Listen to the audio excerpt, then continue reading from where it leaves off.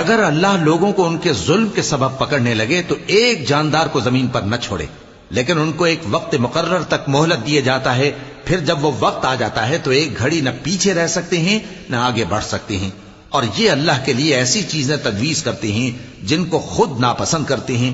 اور زبان سے جھوٹ بکے جاتے ہیں کہ ان کو قیامت کے دن بھلائی یعنی نجات ہوگی۔ کچھ شک نہیں کہ ان کے لیے دوزخ کی آگ تیار ہے، اور یہ دوزخ میں سب سے آگے بھیجے جائیں گے۔ اللہ کی قسم، ہم نے تم سے پہلی امتوں کی طرف بھی پیغمبر بھیجے تو شیطان نے ان کے کرتوت ان کو آراستہ کر دکھائے، تو آج بھی وہی ان کا دوست ہے اور ان کے لیے عذاب علیم ہے۔ اور ہم نے جو تم پر کتاب نازل کی ہے تو اس لیے کہ جس بات میں ان لوگوں کو اختلاف ہے تم اس کا فیصلہ کر دو، اور یہ مومنوں کے لیے ہدایت اور رحمت ہے۔ اور اللہ ہی نے آسمان سے پانی برسایا، پھر اس سے زمین کو اس کے مرنے کے بعد زندہ کیا، بے شک اس میں سننے والوں کے لیے نشانی ہے۔